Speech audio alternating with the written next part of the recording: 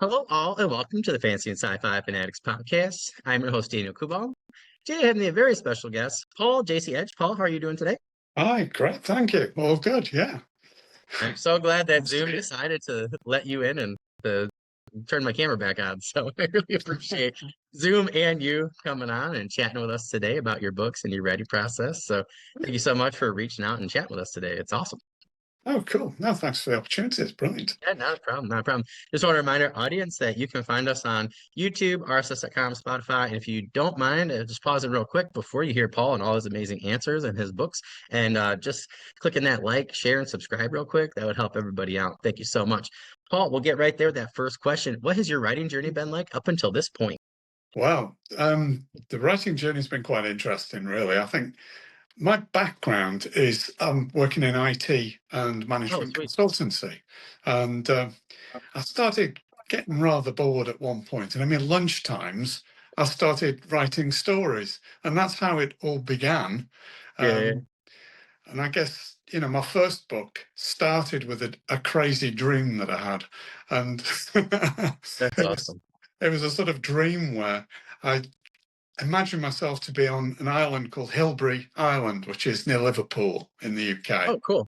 And it's a small island. And I just had this dream where I was there with a whole variety of weaponry, and zombies were filing in from the mainland, and I was trying to That's defend awesome. my family, basically. And I guess when I was bored at my lunchtimes, I started thinking about the dream, and I was thinking, what would I actually do if I knew an infection of some kind was going to be coming along, and I needed to protect the Mm, people I loved and the family and friends. yeah, yeah. And the whole thing came about as a sort of what would I do in this situation sort of story. And I guess that's how I write my books. It's, an ordinary person in exceptional circumstances. Mm. And so, while it sounds like my trilogy is a zombie story, it actually isn't. It's more of an infection. It's more ordinary people dealing with difficult circumstances. Mm. And I put myself in as the protagonist, and it's sort of in this situation, what would I do next? And then I started to put people who I trusted in as my conspirators. Oh, that's And awesome. it got to the point where it's like, they'd never believe me. If I said this was going to happen and some alien had warned me, there's no way they'd believe me. They'd just laugh because they know I'm a bit of a daft lad at the best of times, and they'd just laugh.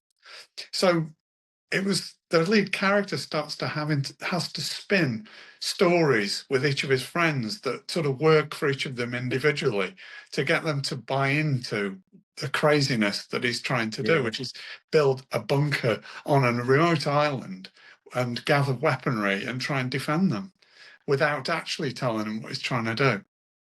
Um, That's awesome. So this story started whizzing around in my mind, and I started writing it. And then COVID came along, and I had 3 months of furlough, and I Yeah, actually, yeah, yeah. wrote the first draft of the story. And yeah, that's how I got going. Really, that's the story of how it all started. I guess the problem I have really is that my story is a bit cross genre. What I've just described sounds a bit like one of these zombie stories, and it really isn't. It's the beginning of an alien invasion. So Mm. it's just the way of wiping all the sentient life from the planet before Yeah, yeah. the aliens attack and try and take over the planet. So, Mm. the first series is more in that sort of vein, I guess. That's super cool. Mm. Sorry, I was thinking like my best friend Dave, if you're listening, my other one Dan, like I don't think even think they would ask questions. I think they'd just be like, "Are you serious?" I'd be like, "Yep," and they'd probably just go with it. And probably what do you need to? My other people, I have to make up some stuff. My brother, if you're listening, I have to make up a story there because he's always really busy. He'd probably be like, "Ah, let's do it later." So yeah, those two though, like I think they would be on board like right off the bat. So. Yeah. Jack, if you're listening, you know I'd have to convince you. So, but those two I wouldn't have to convince. They'd just be like, all right, let's do this thing. Yeah. Cool. Well, that's awesome. You just had me thinking like, duh, like aliens wouldn't come down and fight us Independence Day style, right? They would just, if they're more advanced, they would just wipe us out with a disease where we would kill each other, right? And then like leave everything fine. So yeah, that's I don't know why I never thought of that. That kind of freaks me out now because I actually think that would be more helpful than like because why would you waste if you have the better technology, right? Like why even do that, right? So that's Yeah, yeah, super absolutely. cool. It's a Yeah. really cool idea. Well, that's awesome. So I wanted because you talked a little bit about cross genre, and I always just want to remind people, I've said this a lot, but Philip K. Dick or whatever, right? The Golden Compass and stuff, like his Dark Materials, like just saying you can go, and I've done this over the years, right? I have literally found that in young adult, I found it in sci-fi, I found it in fantasy, obviously, and I found it a couple places in between, you know. So classics. So that's another one that's is like really cross genre. And they just sold millions of copies. So just saying, Yeah. right? Like for me, cross genre has always been the more exciting. Richard Lee Byers, if you're listening, first of all, happy birthday yesterday. Second of all, so his Forgotten Realms books I love because he combined fantasy, horror, and mystery a lot of the times in a lot of different ways. So it took the best of those things and really made it like its own thing. So for Yeah. me, I'm like sold. That's like exactly what I like to read, and that's also what I like to write. So I think that's super cool. That's awesome. Yeah, I think the challenge comes when you're trying to market it on a platform like Amazon, which likes to nail things down. You Yeah, know, and it's hard. Yeah. yeah, Yeah, yeah, yeah. Even with indie, right? Because you have to pick those subgenres. So for me, I have a urban fantasy series, got prequel novella as well. My cover, I'm like going to change. It looks like military fantasy, right? Well, it's not. The book isn't military fantasy. So the last thing I want to do is pick a subgenre that is not correct, right? I have a veteran who's like my main character, but like that's the problem with marketing, right? Like, how do I get those veterans in there, right?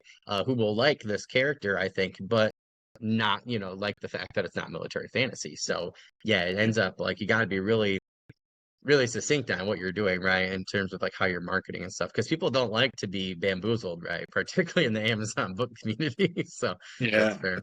yeah. Yeah, that's Yeah, very but fair. when you're choosing a book, you like to know exactly, have a really good idea of what you're getting, really. But when you're actually reading, it's different. If somebody surprises you with different stories and different Yeah, totally. theories and ideas, it's much more fun to read, actually, isn't it? But Yeah, that's it's funny you said that because like Brandon Sanderson, his online lectures for BYU actually mentions a friend of his who did this in a book, right, where he made it look like it was a typical epic fantasy, but switched it 80% of the way through to it being something really cool but different.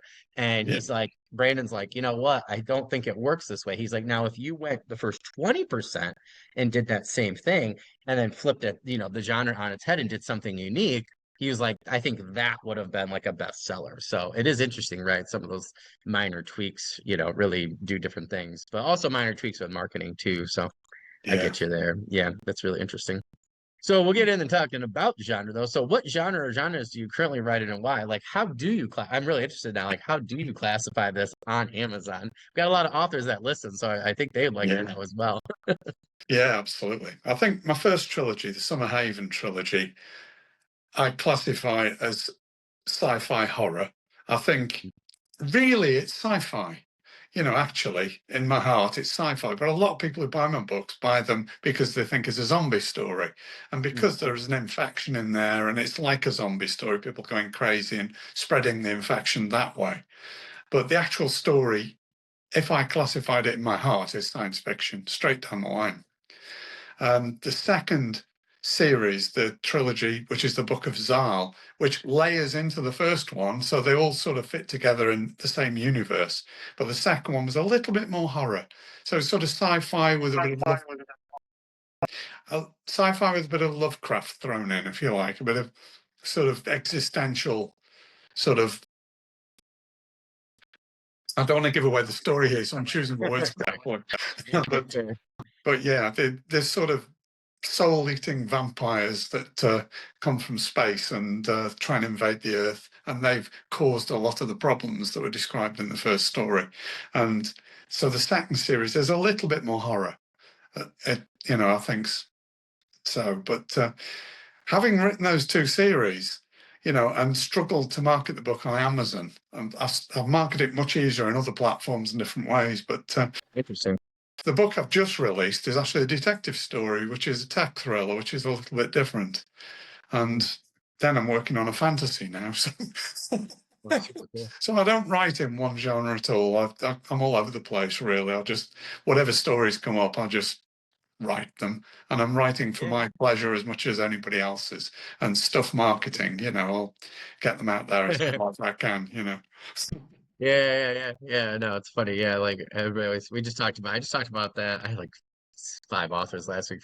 Forget which interview I was in. I actually think I talked to Kane Williams about this, who's going to be like our first episode for season 5. But yeah, it's so funny, right? Like it is very, very interesting to think like, oh yeah, I wrote this thing, did all this work, and it's really difficult. But now the really hard part is getting people to read it. Yeah, So yeah, it is. yeah, it's always one of those things. But yeah, that's really interesting.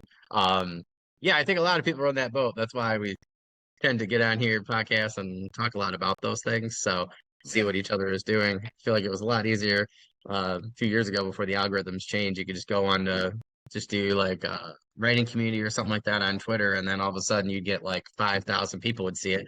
Or with TikTok, right at that time too, like 5, 6 years ago. I remember I would just post random stuff about books. I'd get like, anywhere from 532, I think was my lowest one, to like 1,800 people. So now it's like really difficult, right? So YouTube's getting that way too, just because so many more people are, doing stuff on it, even with the hashtags and stuff. So yeah, yeah, yeah, always looking for that new thing, right, to be seen. So it's interesting. The one thing I do want to mention, that another author I talked to in season 4 had a great point though. He said, like the people are out there, you just have to find a way. Like your audience is out there. You can find 10,000 people to be your audience on this planet of like 7.3 or whatever yes, five like billion people, right? But getting the right language sometimes, right? I have people that are doing different language rights. So some people don't do well in Germany, some people do well in, Sweden or something like that. So it's like such a hit or miss, but they're out there, right? it But it's is. hard to find them. So yeah, it's interesting. Yeah, one of the fun things I've been doing lately, and I actually really enjoy this, basically, I've been using AI to generate fragments of film to sort of tell a rough That's cool. overview of what my story is, so I can do like Yeah, a yeah. film trailer for my books. Oh, cool. I've been That's putting awesome. those onto YouTube and pushing those out. So that's Oh, been cool. actually, I've been really enjoying doing it. It's really fun.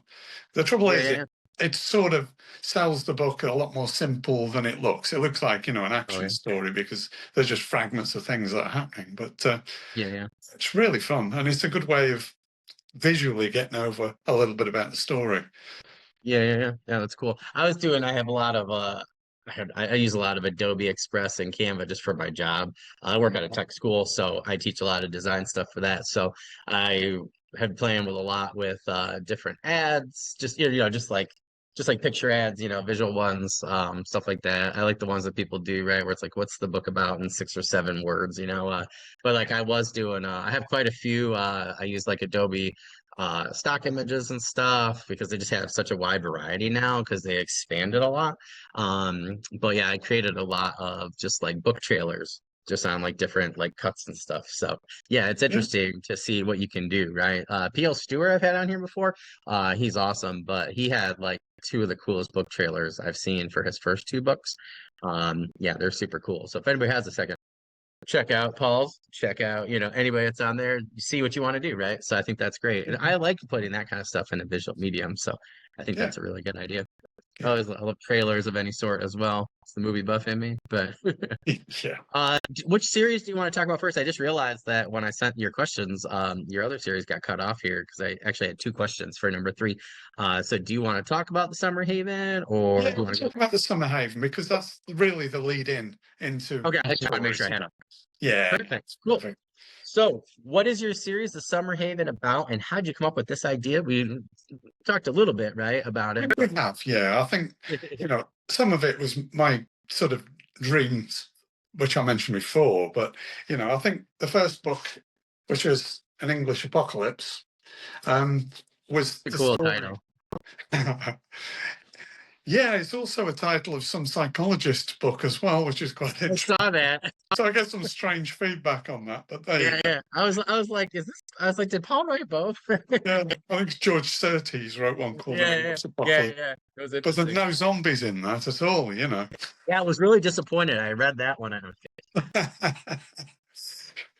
Yeah, so it started off quite a simple idea of just defending a bunker, but it got really complex when Paul, the lead character, has to persuade his friends to actually join him. So he sets up this whole fake situation where he's got a millionaire who wants to build a facility on a remote island to actually promote how you would live in an alternative scenario if there was an apocalypse.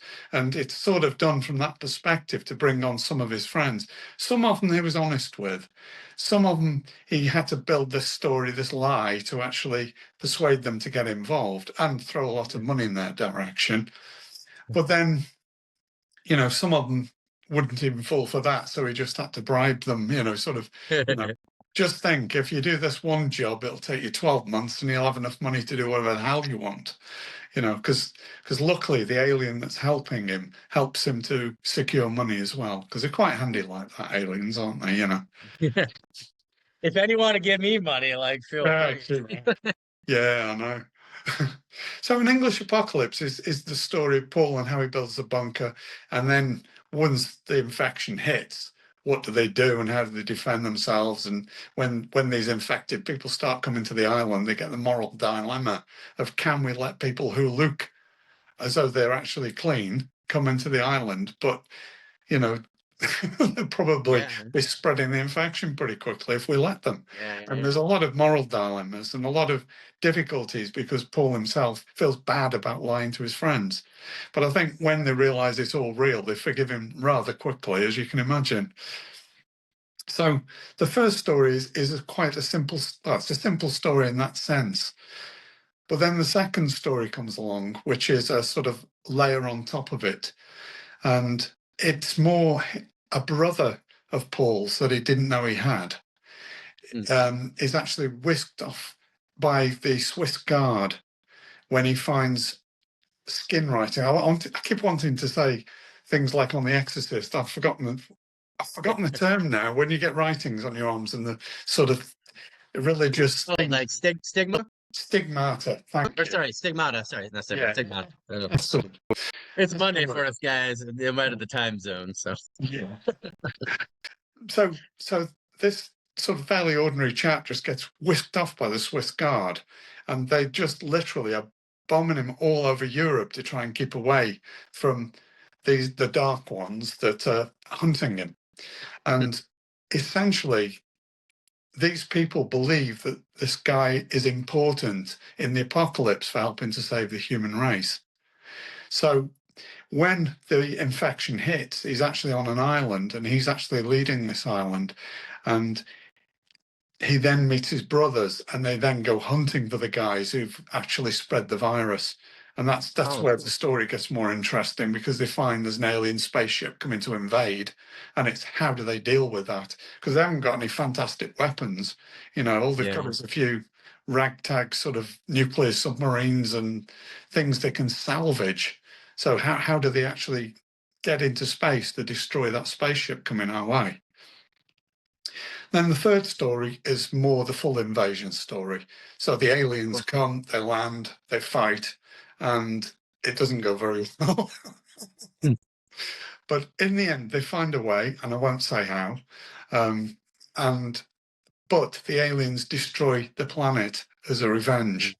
So they actually shift all the continental plates and cause volcanoes. So literally, they have to find a way to get off the planet to survive until everything settles down again. So there's like two books in one in the third story. So quite complicated when it all layers together, and especially when you get the second series, which starts to show some of the dark things that are happening underneath as well, which is more the second series. But so it's quite complex because all these books fit together like a jigsaw piece. It's more complex the more you read.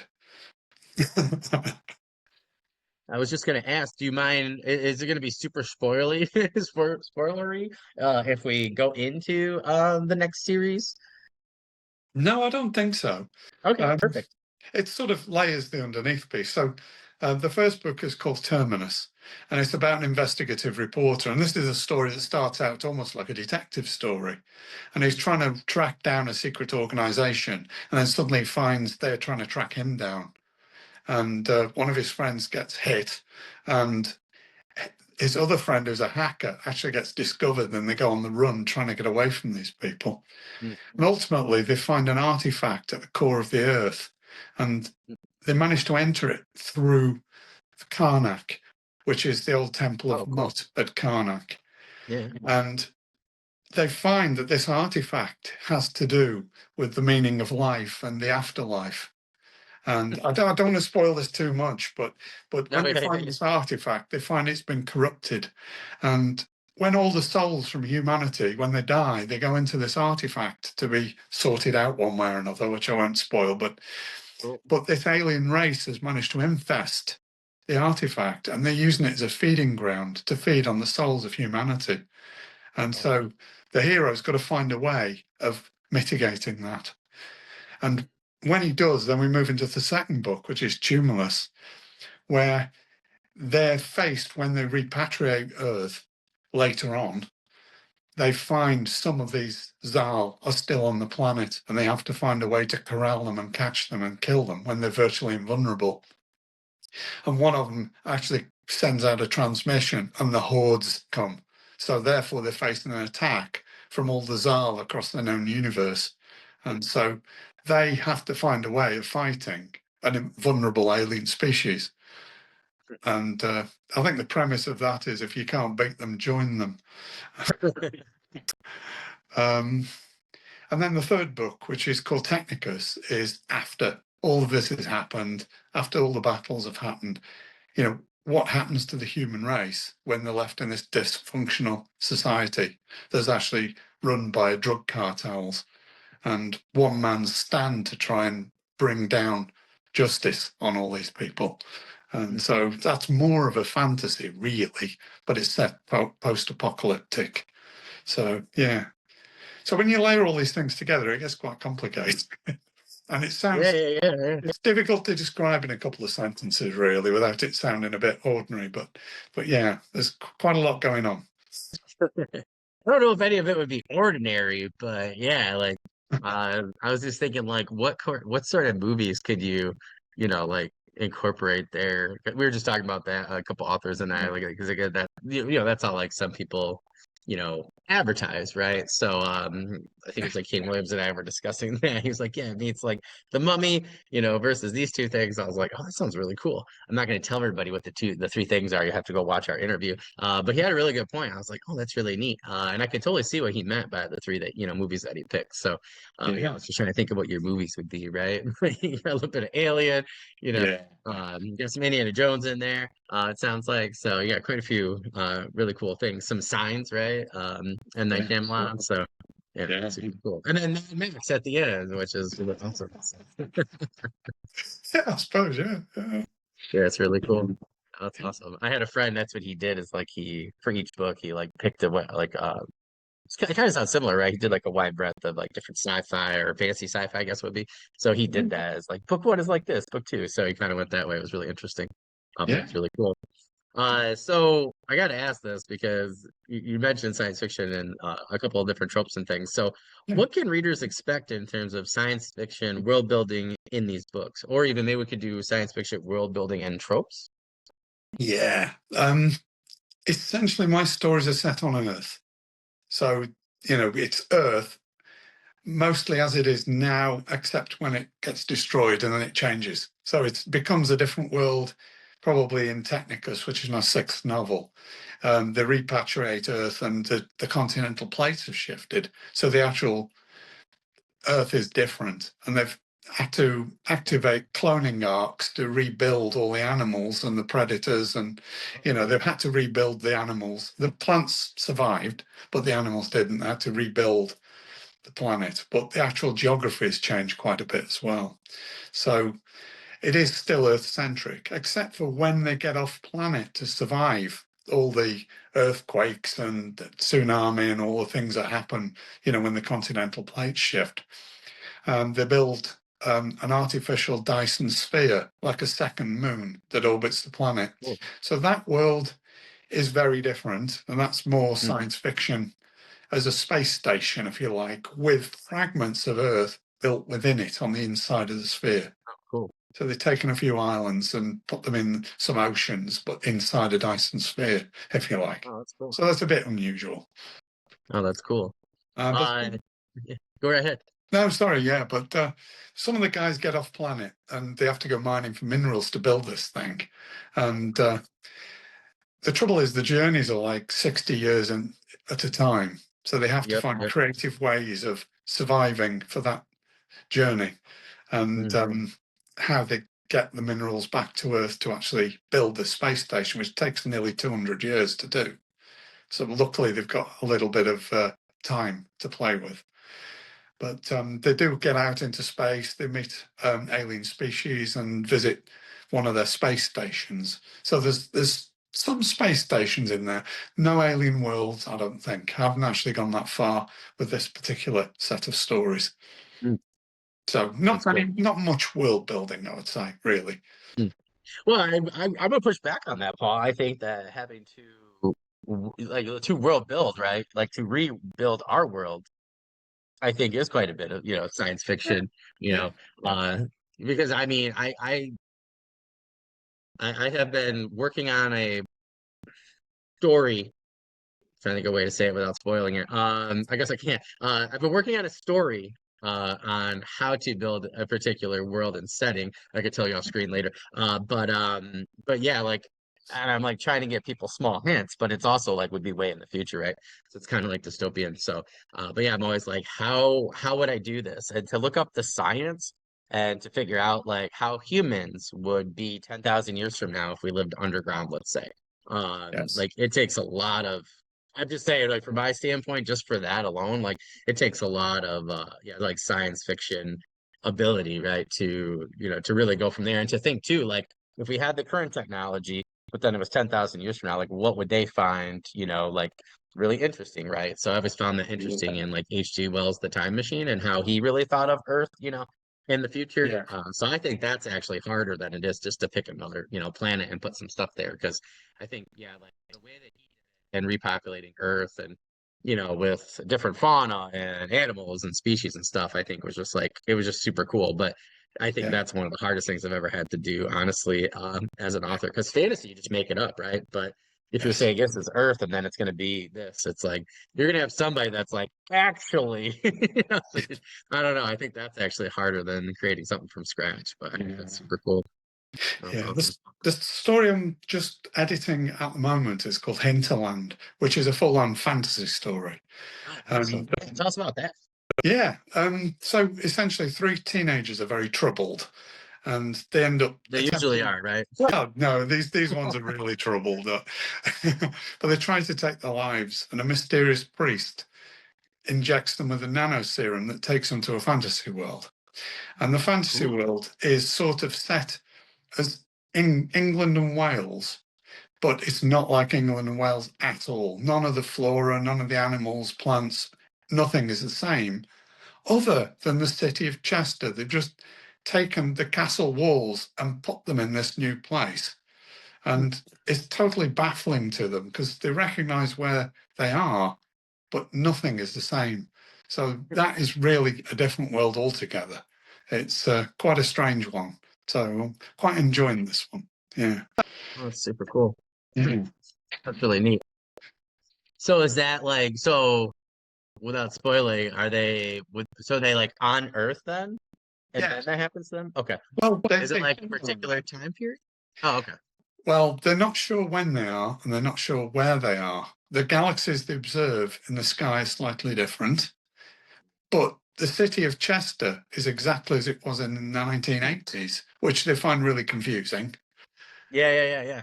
And the landscape is the same, but nothing else is. And there's giants and dragons and all sorts of stuff, that is just they find so unusual. But these three individuals are so troubled that when they find each other, they bond. And it's like a learning journey for them. And they start to learn how to deal with life a little better, I think, That's whilst cool. fighting dragons and all sorts of nasty creatures. Yeah. I feel like that would definitely bring you closer together. Especially if you have a basic seed, right? Of of certain emotions or background and stuff. Yeah, I don't know how. That's like people. I always laugh. Like I had a book I was reading, and I was like, oh, how is this? How are all these characters going to come together? And then as soon as the dragon came, right, like they really figured it out quick, and worked together real quick. Otherwise, I probably wouldn't have made it very long, right? So yeah, I think Yeah. that's super fair. That's funny. Well, that sounds awesome. Do you know when? You said you're still working on that one, right? We're editing at the moment, so it's Oh, cool. probably going to be. It's probably going to be middle of next year. That one, I would say. Got it. It's Yeah. going to take a bit of time. It takes a lot of time to edit a book properly. I know that feeling. I was like, I'm just doing a novella, and then it just turned into like 6.5 drafts. I'm at 5.5 right now. Five. I'm at 5. So Yeah. I'll have another beta round, and then I'll have another real round, and then I'll probably go back and polish again. So probably at 6.5 for a round. By the time I'm done, I'll probably add. So it'll probably be like it's probably more like a novelette. But yeah, I Yeah. definitely know that feeling. I'm tired of looking at it, so I know I'm getting pretty close to being done at this point. But Well, I definitely understand that. yeah, well, I like to get a different pair of eyes on as an editor, and my wife actually edits the book for me before it goes out Oh, to nice. alpha readers. But she's very particular, so she goes through it in a lot of detail. So it takes months and months and months to go through the book in an editing Yeah. room, and then we go through it again just for fun. That's fair. I can't wait to get to the just for fun stage because after my developmental editor handed back to me, I thought it'd be like 4.5. And then yeah, she handed back. She's like, I would definitely do like at least two more. So yeah, I'm like doing one of those two right now, but I felt like could probably use another half after that. So but Yeah. it's my first thing published, so we're going to be published. So it's only fair that, it takes me a lot longer and a lot more headache and stuff. I've learned a lot. I've learned a lot what not to do. So I guess that's the main point, right? So at some point it'll be fun. I know when I get to talk, on different things. I've talked a little bit about it on some other podcasts and stuff, but I can't wait for the done part.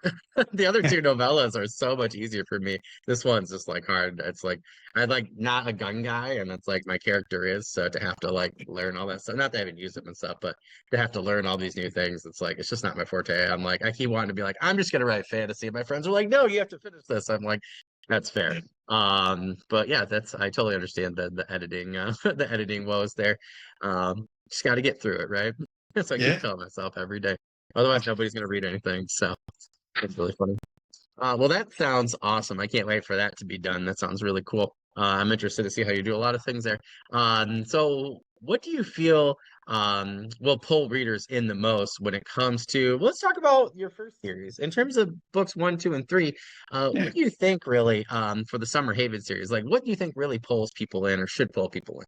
I think a lot of the feedback I've had so far, of the people who've reviewed my books, people find them quite fast moving. Oh, I am so sorry, Paul. Just give me one moment. I just have to Yeah. pause. So Yeah. sorry. Sure. Okay. And again, we were talking about what do you feel will pull readers in the most when it comes to books 1, 2, and 3 in the Summer Haven? Yeah. I think the biggest one really is that they're like a roller coaster. They're actually very fast moving books and a lot of stuff happens. I admit the beginnings of the English apocalypse seems a little bit slow where he's talking to all his friends and trying to persuade them. Mm. It takes a little bit of time to get the story rolling. Yeah. So once it does and the characters are built, it actually moves very fast and there's an awful lot happens. And it gets more so as you move into the trilogy. So it's quite exciting, quite a lot of action, a lot of stuff going on. That's I awesome. think the other one is that as you read through the series, they all plug together and fit together. So you can actually see more depth of the actual story developing as you go through. Mm. So, the actual story is still developing when you get into book 6. It's That's awesome. gets quite interesting how the books click together. Yeah. The other thing is, I think, really, is that it's going to sound a bit silly, but it's these situations are sci-fi. They are quite unrealistic to a lot of people. But Yeah. Yeah. you suspend disbelief about aliens, and but they're always faced with the protagonist being a real person in that situation and how would they actually react. And so they're actually quite grounded. Um, One person actually put a review on recently, which quite surprised me. But they said, were you intending to rewrite the genre when you actually wrote this? Because it's not like a gory zombie story at all. It's more like real people dealing with difficult, challenging situations. You know, more the sort of more into the science fiction than the subject, which I was quite pleased by because that's really what I was intending. Because I don't mention Yeah. zombies in the stories at all, for example. It's just an infection, you know. They just Yeah, become yeah, yeah. yeah. Oh, that's super cool. What a great review. That's awesome. That's super cool. That's really cool. And so we'll talk a little bit more about character development. I know you mentioned certain characters, but I'm really curious now between the two series. Like, do you have? I assume you have different characters, right, between the first three books and the next one. So, in terms of character development, like, what do you focus on the most when it came to books one and three with the the first set, but then what did you focus on for the second ones in terms of character development? Um, yeah, the first three books really were people I knew that actually I put them in that situation and extrapolated what I thought they'd do in that They're like situation. so mad at you. They're probably like, Paul, this is me, and you did this to me. Yeah, I know. A friend of mine read the book and said, I recognize several of these characters, you know.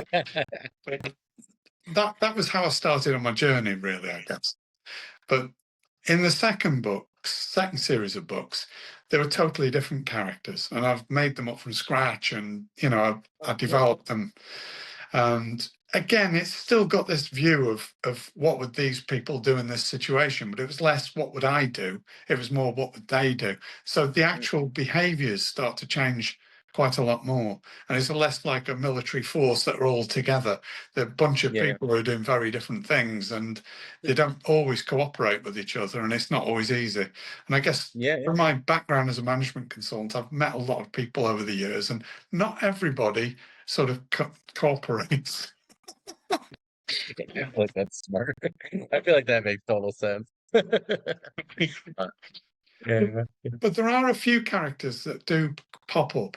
You know, in the first series, they build an AI, and there's quite a bit about the AI and how they ground it, and it's sort of quite interesting given what's going on in the world right now. And oh yeah, yeah. they build this hybrid AI with the aliens and actually forge it as a biological entity in the form of a man with a man's memories. So this AI has to contend with human problems a lot more than normal. And the worst part is because he's got the memories of a person that died, his wife is still alive. And so the AI starts to Oh, consider this woman as his wife. And when she dies, he gets a terrible blow and he learns the value of life from this, you know. So that AI character goes on through all the stories. That AI is always there. Um, there is a character that's introduced in book three that also appears in book four and five as well. So, you know, and there's a sentient dog that appears in them as well. So that's cool. it's aliens messing with transplanting people's memories into animals, and yeah, That's cool. it gets a bit nasty.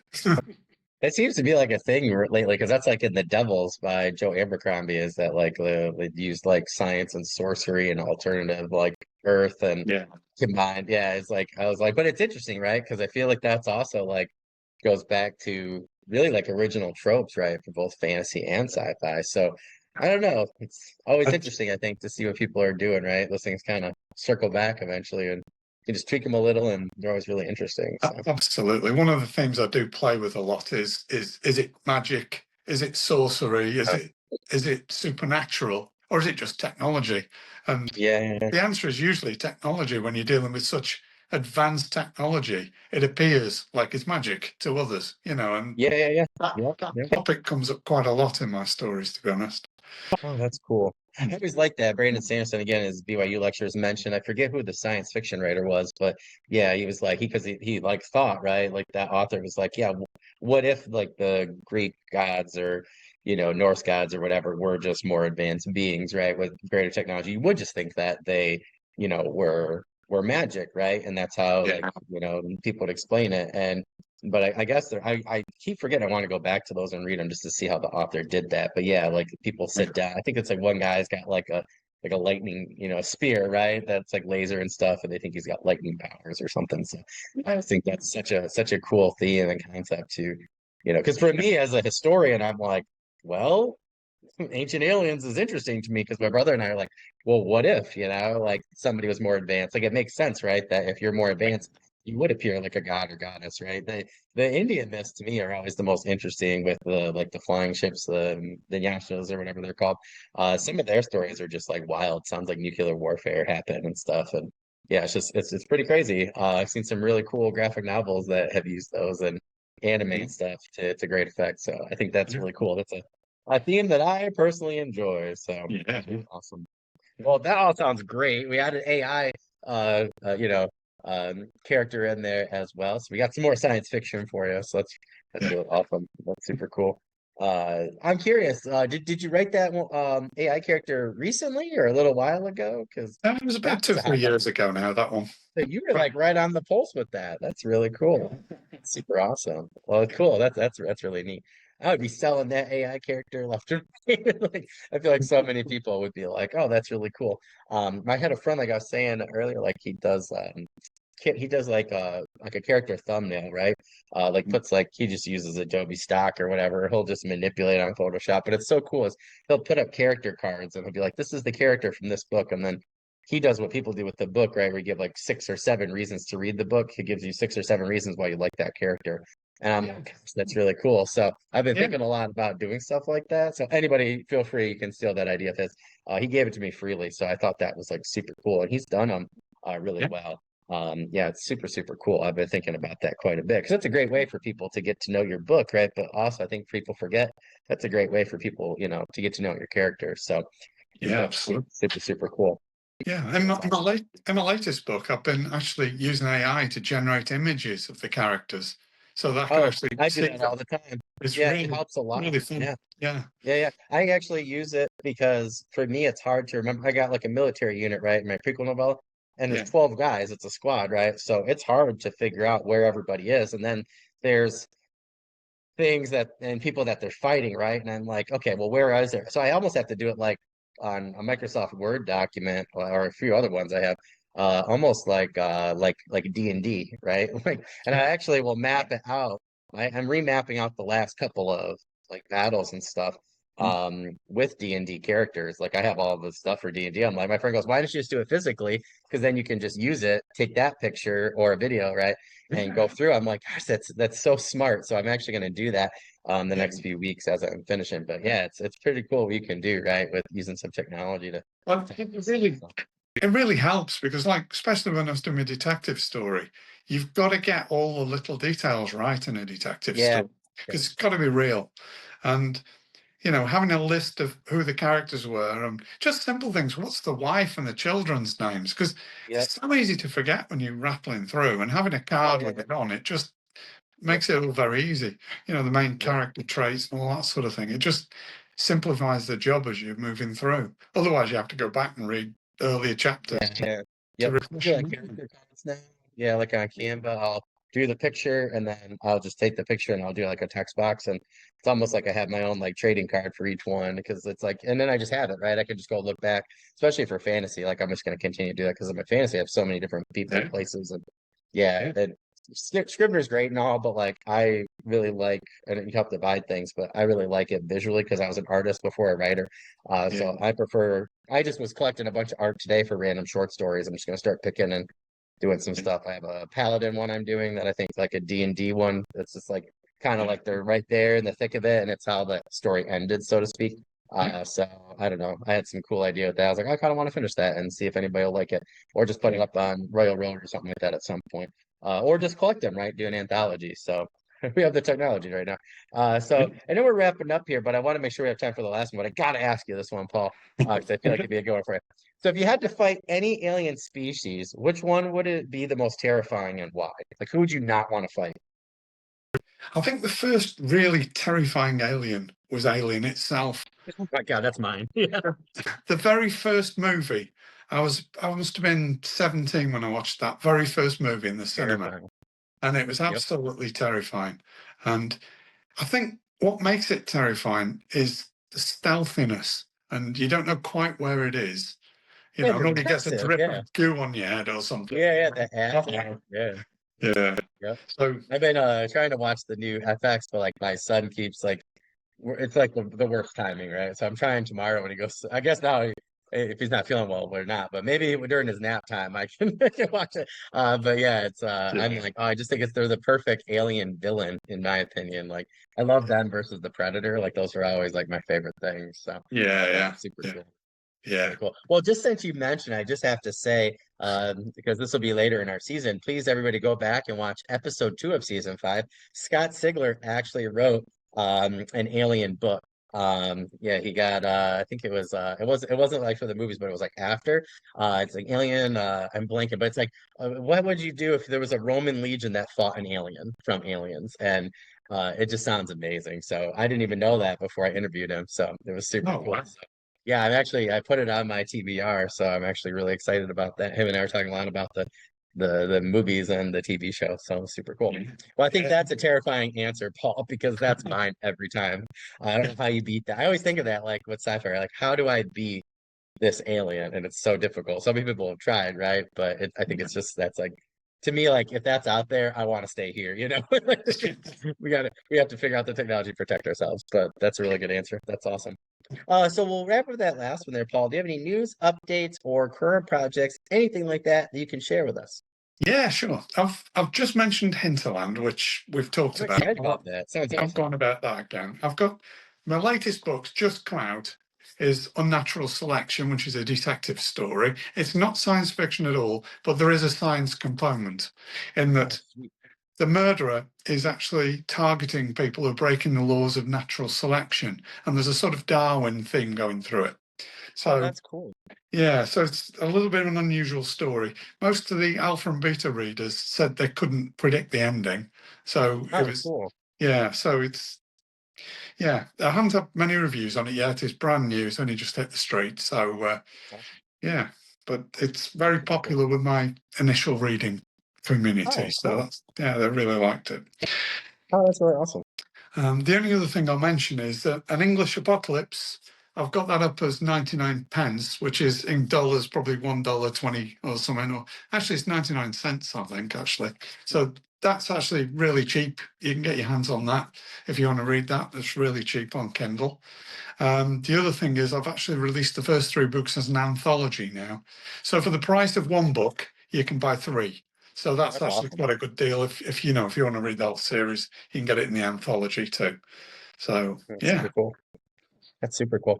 Well, I just want to remind everybody that you can find Paul's book and social links down below the description, anywhere where you're watching or listening to this podcast. If you could do us all a favor and check out his book and social links. And then don't forget, our push is really for people to review the products that they are getting from our authors and other creatives or services for people as well through like audio narrators. So if you guys could do that, that'd be great. Please don't forget to click subscribe, share, and get Paul's stuff out there. Sharing is really caring and it really helps everybody yeah, out. I'm trying to get as many eyes as possible on everybody, so that would just be absolutely amazing. Paul, thank you so much. This has been great. I loved the blurb for book 1 right off the bat. I was like, this is really cool. So I'm gonna check that out. But thank you so much for reaching out and coming on today. I look forward to having you on in the future. We get another snapshot of, where everything's at. So let me know with Hinterland. We'll try and get you on for like season 6 or something like that at some point, or maybe we could do like a live or something. I think my season 6 will probably start like August or October 6th next year in the fall, but we can always do like a live or something this summer if you're, ready to go or a book launch or something like that. So hit me up, let me know, and we'll help you out as best we can. Okay. perfect. Thank you very much. That's Yeah, fantastic. not a problem. Well, I will send you an email later on this evening. I'll get you everything. And other than that, I look forward to chatting with you in the future. All right. Hope you have a good rest of the day. Absolutely. Pleasure to meet you, man. See you, Paul. You too. Bye. Cheers. See you. Bye.